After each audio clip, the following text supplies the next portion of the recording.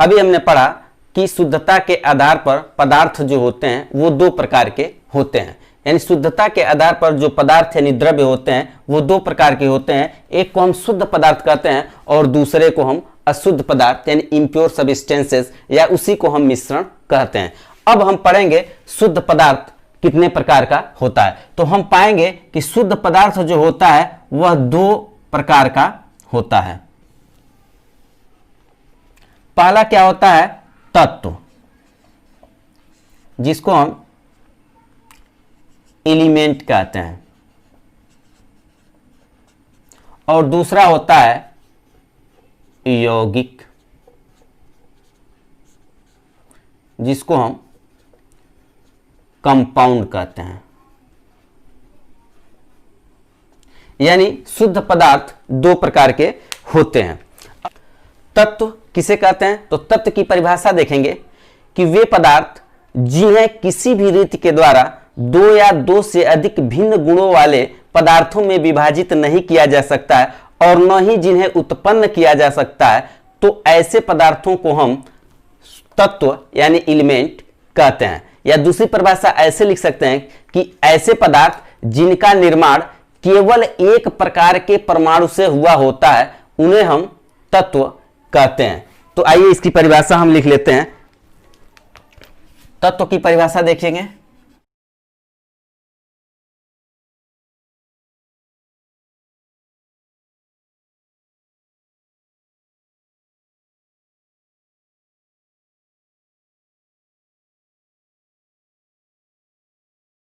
अब हम देखते हैं तत्व की परिभाषा क्या होगी।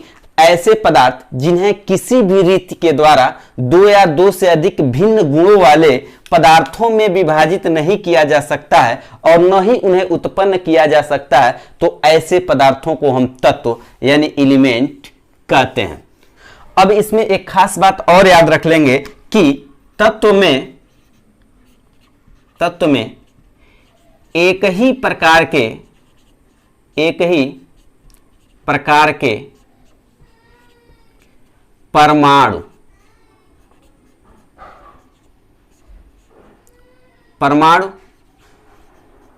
उपस्थित होते हैं। ठीक है, ये अंडरलाइन कर लेंगे और इसको याद रखेंगे। अब देखिए क्या हो गया। तत्व ऐसे पदार्थ जिन्हें किसी भी रीति के द्वारा दो या दो से अधिक भिन्न गुणों वाले पदार्थों में विभाजित नहीं किया जा सकता है और न ही उन्हें उत्पन्न किया जा सकता है, तो ऐसे पदार्थों को हम तत्व कहते हैं। अब एक खास बात यह है कि तत्व में एक ही प्रकार के परमाणु उपस्थित होते हैं। अब एग्जाम्पल हम देख लेते हैं इसका। तो एग्जाम्पल देखिए। एग्जाम्पल क्या है? जैसे लोहा आप ले लेंगे। अब लोहा अगर ये लिए छड़, तो यहां से भी काटेंगे तभी आपको लोहा ही मिलेगा।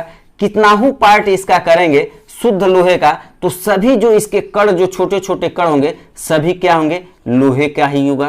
तो इसलिए जो ये लोहा बना है वो लोहे का ही बना होता है, यानी इसमें केवल लोहे के ही कण यानी लोहा का ही परमाणु पाया जाता है, इसलिए इसको हम तत्व कहते हैं।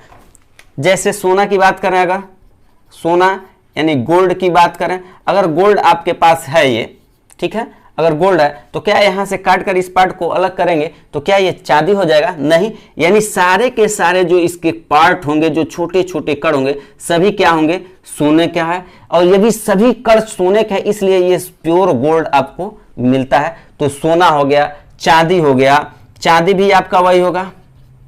ठीक है, अगर कार्बन लेते हैं यानी कोयला ले लेते हैं, ये कोयला, ठीक है, तो कोयला में पाएंगे कि इसे सभी कण जो होंगे वो जो सभी जो छोटे छोटे कण होते हैं वो एक समान होते हैं और कार्बन से मिलकर के बने होते हैं। तो इसलिए आपका कोयला भी क्या हो जाएगा? शुद्ध पदार्थ हो जाएगा। तो इस तरह से लोहा, सोना, चांदी, कार्बन, नाइट्रोजन, ऑक्सीजन या जो भी चीजें आपको इस तरह से दिखाई बनेंगे, अभी तक जो आपके इन्वायरमेंट में, आपके वायुमंडल में 118 तत्वों की खोज की जा सकती है। जैसे hydrogen, oxygen, nitrogen, neon, argon, krypton, जेडान, ये गैसें हैं। लोहा है, सोना है, चांदी है, आपका सोडियम है, पोटेशियम है, रुबिडियम है। ये सारे जो कण होते हैं वो क्या होते हैं, तत्व कहलाते हैं। तो याद रखेंगे ऐसे पदार्थ जिन्हें किसी भी रीति के द्वारा दो या दो से अधिक भिन्न गुणों वाले पदार्थों में विभाजित नहीं किया जा सकता है और न ही उन्हें उत्पन्न किया जा सकता है, तो ऐसे पदार्थ को हम तत्व कहते हैं। यानी तत्व में एक ही प्रकार के परमाणु उपस्थित होते हैं। तो इसकी एक परिभाषा ऐसे भी दे सकते हैं कि ऐसे पदार्थ जो एक ही प्रकार के परमाणु से मिलकर के बने होते हैं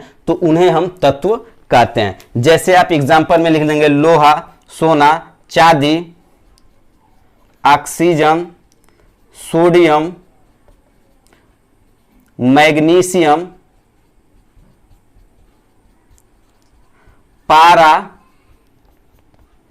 इत्यादि, ये सारी चीजें आप लिख लेंगे। आइए अब हम यौगिक को पढ़ते हैं।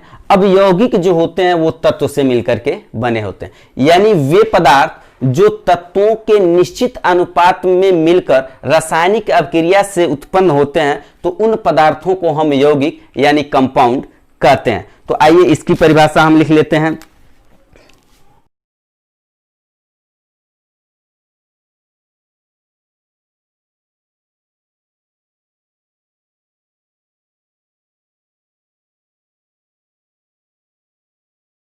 लेते हैं यौगिक की परिभाषा क्या होगी।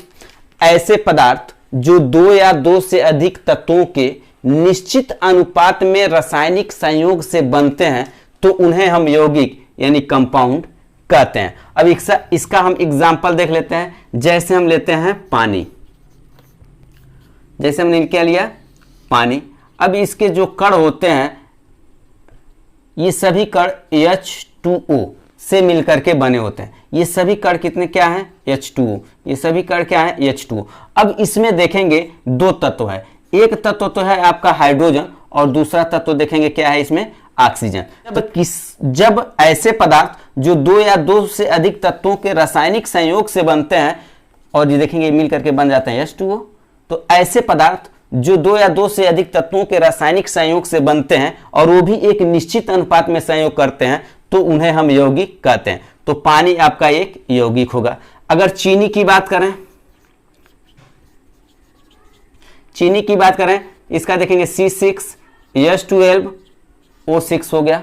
तो C6H12O6 में देखेंगे चीनी जो है, चीनी का जो एक कण है वो C6H12O6 से मिलकर बना है। यानी इसमें एक तत्व है कार्बन, दूसरा तत्व क्या है हाइड्रोजन और तीसरा तत्व क्या है ऑक्सीजन। तो यह तीन तत्वों से मिलकर के बना है चीनी। तो चीनी भी आपका क्या हो जाएगा, यौगिक हो जाएगा।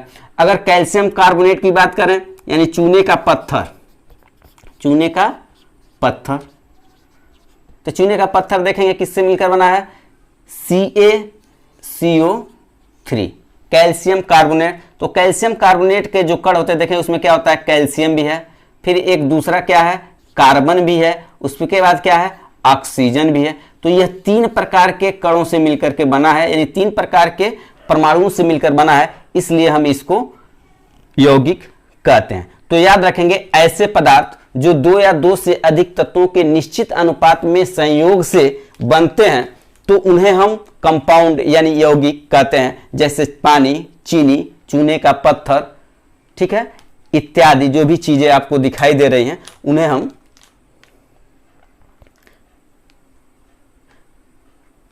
जैसे पानी, चीनी, चूने का पत्थर इत्यादि बहुत चीजें जो भी लिख सकते हैं। सोडियम कार्बोनेट लिख दिया NaCO3, calcium KCO3, potassium phosphate, ठीक है। इस तरह से ये सारे के सारे जो हैं देखेंगे इसमें एक से अधिक प्रकार के परमाणु हैं, इसमें भी एक से अधिक प्रकार के परमाणु हैं, इसमें भी एक से अधिक प्रकार के परमाणु हैं। तो ये सभी के सभी आपको क्या कहलाएंगे, यौगिक कहलाएंगे। अब इनका मिलने का अनुपात जो होता है वो निश्चित होता है। जैसे हाइड्रोजन 2 और ऑक्सीजन 1 जब मिलेंगे तभी जल का निर्माण होगा। ऐसा नहीं होगा कि हाइड्रोजन 4 और ऑक्सीजन 6 होगा तो जल का निर्माण होगा, ये हो जाएगा आपका गलत। निश्चित अनुपात क्या है, हाइड्रोजन और ऑक्सीजन का 2:1 का है। तो इस तरह जब हाइड्रोजन और ऑक्सीजन 2:1 के अनुपात में संयोग करते हैं तभी पानी का निर्माण करते हैं। तो याद रखेंगे ऐसे पदार्थ जो दो या दो से अधिक तत्वों के निश्चित अनुपात में रासायनिक संयोग से बनते हैं तो उन्हें हम यौगिक यानी कंपाउंड कहते हैं। जैसे पानी, चीनी, चूने का पत्थर, sodium carbonate, calcium carbonate, phosphate इत्यादि लिख सकते हैं।